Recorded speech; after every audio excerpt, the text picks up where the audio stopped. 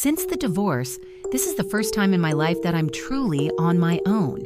The first time I get to make choices that are mine alone, like where I want to live and the kind of home I want to live in. There was no hesitation. I've always known that I wanted to buy an old house, a place that feels like it remembers. I've always felt connected to my heritage, to the roots that run deep through my family's history. So I packed up my life and moved across the country, back to Kentucky, back to where my ancestors first settled after making their way from Ireland. It's as if this place has been calling me, whispering my name in the lilting strains of bluegrass music that play through the hills. Every note tugs at my heartstrings like an age-old melody, leading me home. The drive felt like a family reunion with the past, a long-awaited gathering of souls who'd lived and loved in these hills long before me. As the miles slipped by, it was as if lives that had come and gone were stirring, reawakening in song, reconnecting with the present through me. The music on the radio seemed to carry their voices, bluegrass and fiddle tunes reaching out like familiar hands, each note a memory shared, a legacy passed down. I could feel them in my bones, their stories, their struggles, their joy, all threading through my own life, grounding me to this land that had shaped generations of us. Through their stories, and through me, they lived on. It took me 2 days to make it this far, but once I crossed into Kentucky and saw the "Welcome to Kentucky" sign, I shut off the map on my phone and decided to let my ancestors guide me through the rolling green hills and winding back roads toward whatever was waiting. I drove on, losing track of time, the landscape thickening around me with a quiet, haunting beauty.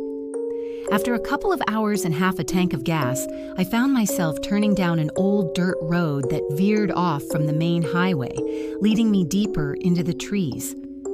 I had no idea where I was headed or what might meet me there.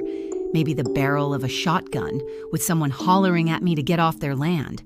But somehow, despite the unknowns, it felt right, as though I'd been on this road before, as though something in the land knew I was coming home. Beyond the tree line, I discovered it, a quaint, time-worn house. A home, like the kind you drew with a box of crayons when you were 5. It had a pitched roof, paned windows, shutters, and a front porch. 4320 Blackberry Lane. I was compelled to type the address into my phone. I was astonished to find it was for sale, even though I had been holding my breath and crossing my toes. It appeared to be unoccupied, just waiting for someone to breathe new life into its walls. That very day, I dialed the number on the listing and spoke with the realtor. Coincidentally, she was nearby and had just had a last-minute cancellation from another client. When she inquired about my location, I revealed that I was, in fact, standing over the little creek that ran through the back of the property. "Would you like to take a look right now?" she asked eagerly. "I can be there in 10 minutes."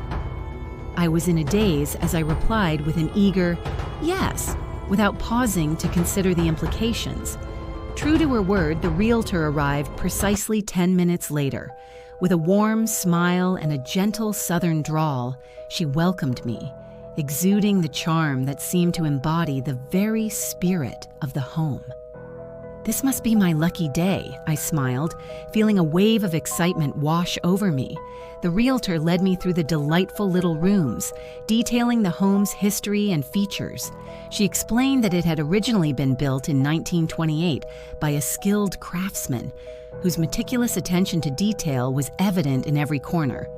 Before I knew it, I had submitted an offer, $10,000 below the asking price. A day later, I was greeted with the joyous sound of my realtor's voice on the other end of the line, exclaiming congratulations. I could hardly believe it. I was now the proud owner of the little house on Blackberry Lane, a cherished piece of my old Kentucky home.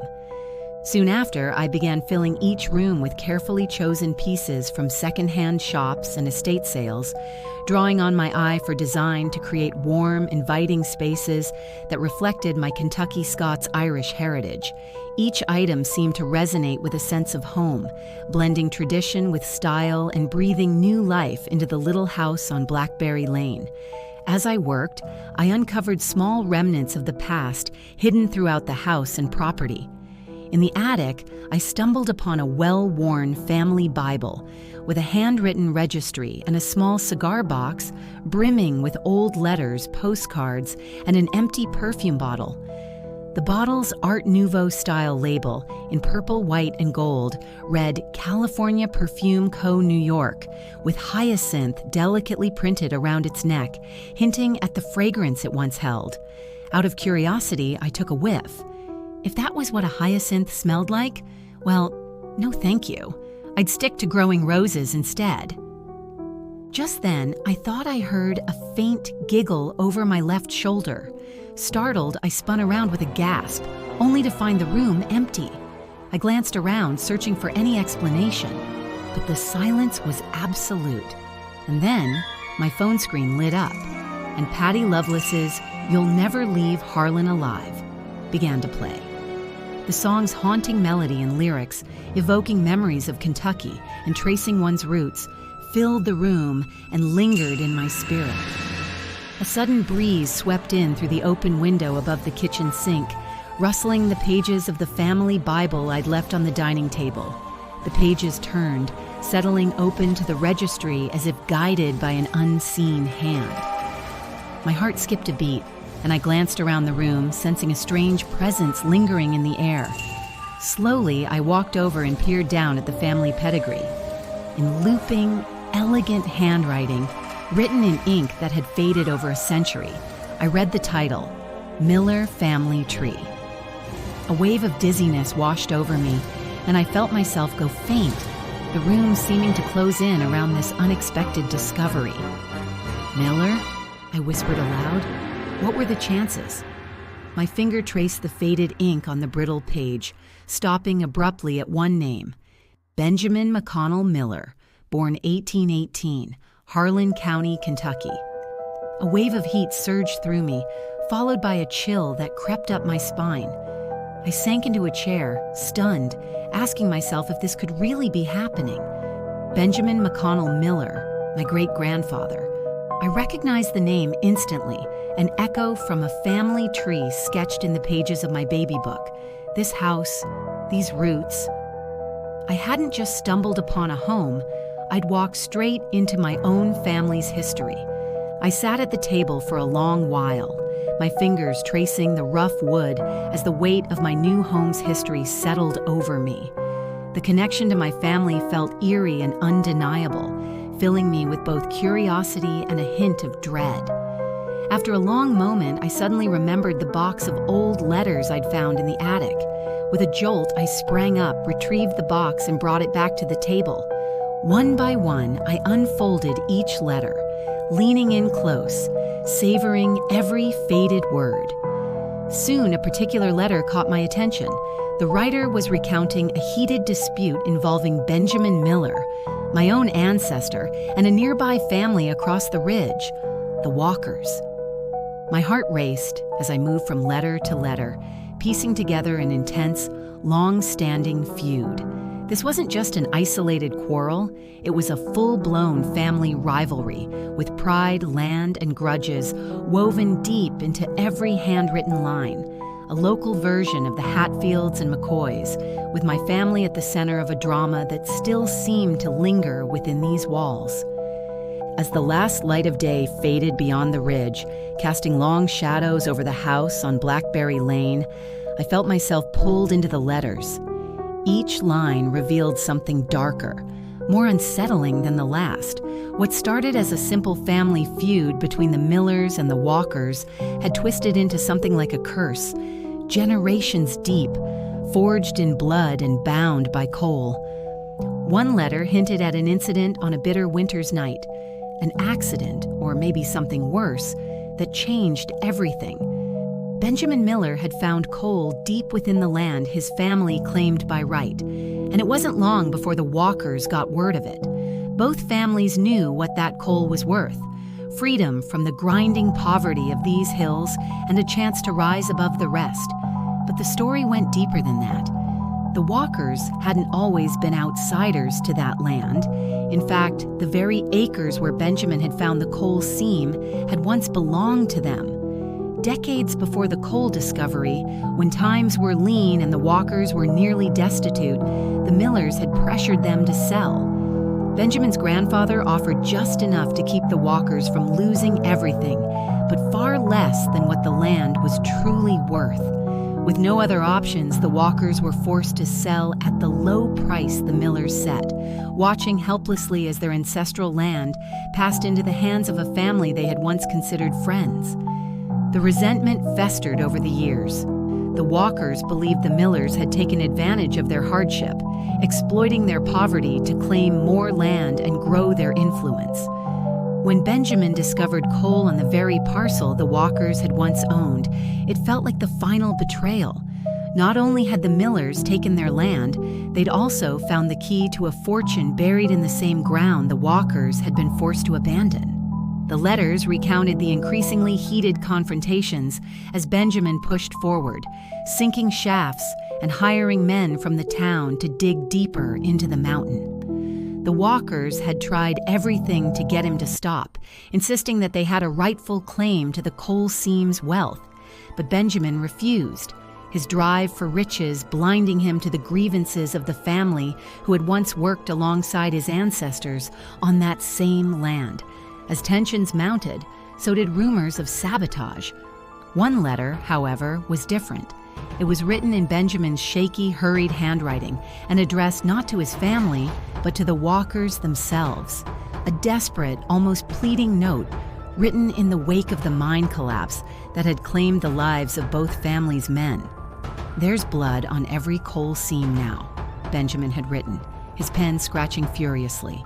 "And it's mine and yours, bound to the very earth itself. If we go on like this, more will be buried, more blood will flow. Can we not leave what lies underground to the dead?" But it seemed no one had ever read this letter, or if they had, it had done nothing to stop the rage of old Granny Walker, known in the hills as a granny witch, a woman skilled in herbs, charms, and the secrets of the mountain. Heartbroken by the loss of her sons and grandsons in the mine collapse, she swore that the Millers would never find peace on that land again.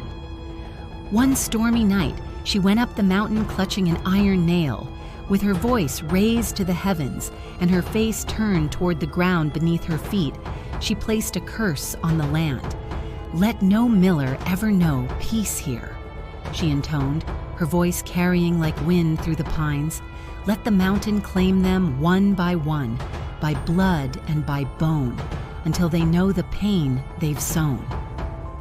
They say she buried the nail deep into the earth, sealing the curse with blood, her own and that of her kin, lost in the darkness of that collapsed seam. After that night, no Walker ever spoke of the curse, but in the hills, people whispered about how the mountain seemed to watch the Millers with cold, vengeful eyes. Accidents befell any who dared enter that old coal mine. Some said they heard Granny Walker's voice in the wind. Others claimed to see shadowed figures just beyond the tree line. But the Millers kept on, determined to prove their right to the land, blind to the darkness gathering around them. A sudden icy chill swept through the room, and I shivered, clutching the old letters as though they could offer some protection. The walls seemed to creak around me, groaning under the weight of all those buried secrets. I wanted to look away, to walk outside and leave these dark discoveries behind, but a strange compulsion held me there, as if the house was reaching out to me, forcing me to understand the story I'd unwittingly walked into. I finally stood up and moved toward the front door, desperate for a breath of fresh air, hoping the cool night would clear my head. As I stepped onto the porch, a soft melody drifted toward me through the trees. I recognized it instantly. "You'll never leave Harlan alive." The familiar tune echoed through the valley, growing louder, the sorrowful strain filling the night air like a lament. I stood, transfixed, as I saw a faint figure emerge just beyond the tree line. an old woman, pale and dressed in a tattered dress from another era, staring right at me. The figure's eyes were hollow, haunted, and her mouth moved silently in time with the song, as if she were singing words I couldn't hear. Her face was drawn, her cheeks gaunt, as though she had been drained by some terrible sadness. Slowly, she raised a hand, beckoning me toward the mine entrance hidden deeper in the forest. My body seemed to move of its own accord, my legs carrying me forward, drawn by a force I couldn't resist. I followed her down the overgrown path, twisting and winding through the undergrowth until I reached an old wooden sign barely visible in the moonlight. Miller No. 1 Mine. The entrance yawned open, dark and cavernous, like a mouth waiting to swallow me whole. I stopped, my heart pounding as the chill settled into my bones. But the figure drifted toward the entrance, waiting, and I knew I couldn't turn back now. I took a step forward, then another, feeling the weight of generations pulling me down into that dark tunnel. The moment I crossed the threshold, the air grew thick, heavy with the scent of earth and something metallic, something that made my stomach turn. The walls seemed to pulse with the weight of the mountain above, pressing down, trapping me like the men who had died here a century ago. In the silence, I heard a faint whisper. One voice, then another, until a chorus of murmurs filled the mine. Shadows flickered at the edges of my vision, pale faces emerging from the darkness, their eyes hollow, their skin streaked with coal dust. They were both millers and walkers, bound together in death, trapped in the mine that had betrayed them all. "Blood calls to blood," one of them whispered, his voice raspy and hollow. The price was paid, but not in full. The old woman stepped forward, her eyes meeting mine with an intensity that felt like a knife twisting in my chest. "Your family took the coal, took what wasn't theirs, and now you pay the price." I felt a rush of terror, the weight of my ancestors' sins pressing down on me, squeezing the air from my lungs. I wanted to scream, to turn and run, but my feet were rooted to the ground. The walls seemed to close in, pressing closer, suffocating me as the whispers grew louder, the shadows gathering around me in a tightening circle. The woman's cold hand reached for me, resting on my shoulder like the weight of the mountain itself. "You'll never leave Harlan alive," she whispered, her voice carrying the finality of a curse. "No Miller ever does." The earth beneath me trembled, shifting as if the mountain itself was reclaiming what had been stolen. The walls pulsed with a deep, bone-rattling hum, and I felt myself sinking, the ground giving way beneath my feet. The shadows closed in, their hands reaching out, pulling me down into the depths, binding me to the coal-rich seams that had sealed my family's fate. As I slipped away, the last thing I heard was that mournful tune, echoing through the mountain like a dirge, the land itself singing me to sleep. And as my world faded to black, I understood. This place was my family's grave, and now it was mine as well. When the dawn broke, Blackberry Lane lay silent, the house empty, with only a thin layer of dust settling over an open Bible on the dining table. The family registry lay open to a new entry, freshly inked. Lila Miller, born April 1st, 1980 to November 6th, 2024. The final name on the list, bound to Harlan's hills forever.